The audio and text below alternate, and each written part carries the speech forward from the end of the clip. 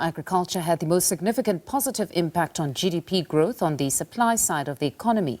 Following a sharp decline in the third quarter, the industry rebounded by 17.2%, lifting GDP growth by 0.4% of a percentage point.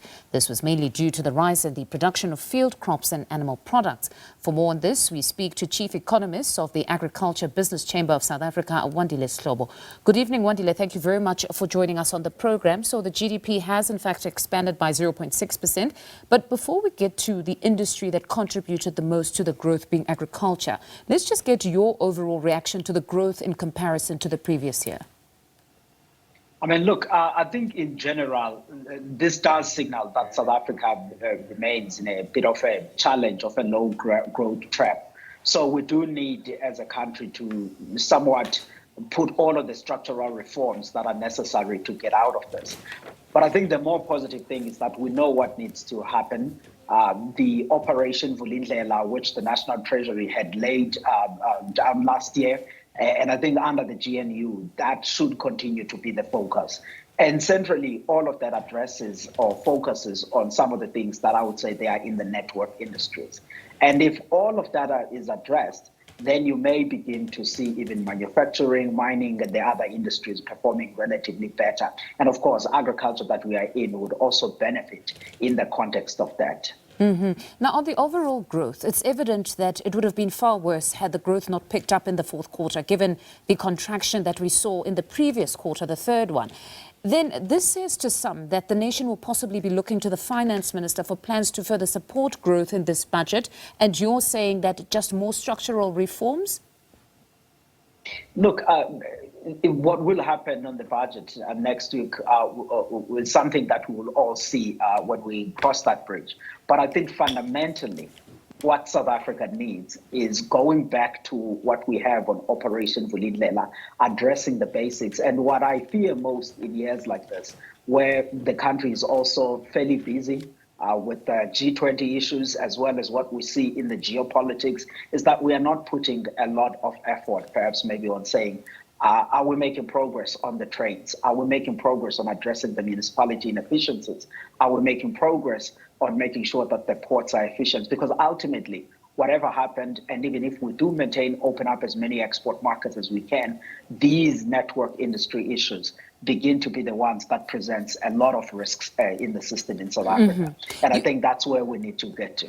You touch on Operation Vulindlela and the reforms that are needed. And one political party, being the Democratic Alliance, has been saying for the longest time that here, when we speak of reforms, it must be reforms that allow for greater participation of the private sector in the economy, greater concessions, even when you speak of rails now, that if we've got those bottlenecks, just give them greater participation as the private sector by having those concessions. I mean, the Operation Vulindlela lies, and I guess this is what the DA is also getting into, of saying we know what needs to happen, but we have a capacity issue or capability issue in some of the ministries or various companies. In those areas where we have those capability issues, if then the capabilities are there in the private sector, and we are all building South Africa Inc., why aren't we collaborating on that?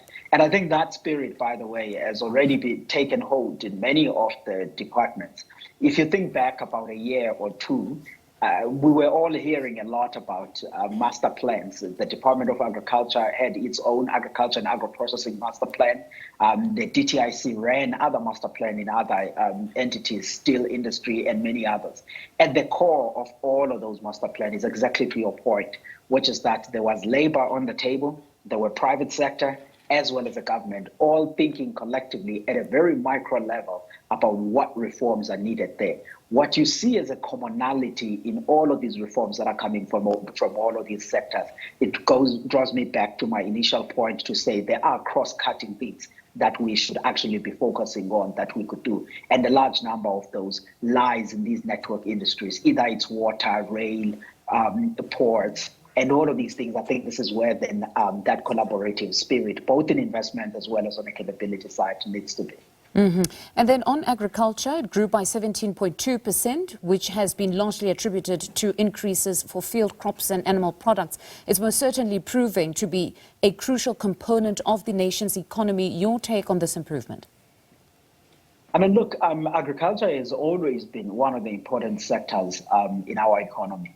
Last quarter, when it underperformed significantly, we see now that the numbers have been revised to be slightly better. It did drag the economy, and right now we see that in the last quarter, what has happened is that the season started late, the past season.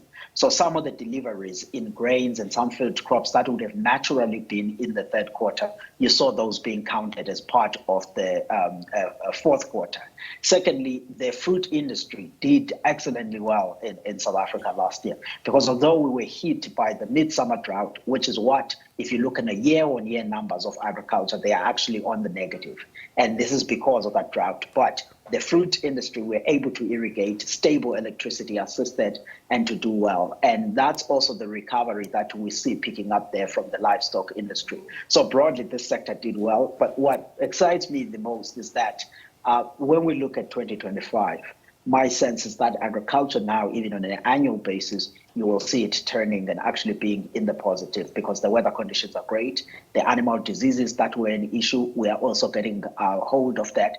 But for long-term growth prospects of this sector, those structural reform matters that I referred to in the ports, in the municipalities, in the roads, those remain a key issue even with agriculture, just like it's the same story with the miners and the others.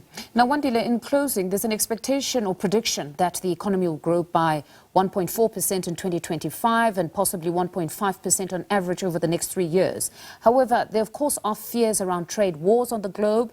More worrying is the possibility of South Africa being cut out from AGOA, given so many of what we've been seeing right now insofar as the United States is concerned, and just the AfriForum and solidarity being in the United States right now. Given these kind of threats, be it the trade wars or the AGOA situation currently, can growth expectation be placed around 1.5% even? I mean, look, of course, in a macro picture, I take as a given what my friends in various commercial banks, as well as the central bank, are saying. All of them, they still holding the numbers to those levels, around 2% or so to that region. But what I will say is that the fragmentation on international trade at the moment is presenting a lot of risk. We must always remember the fact that we are a small open economy. So when there are challenges to global growth, because of what we see happening in the international space, that for me begins to suggest that there are perhaps maybe a lot more risks on these forecasts that are out there, and you may as well see some starting to revise them down, depending about how intense all of this disruption that we are seeing internationally.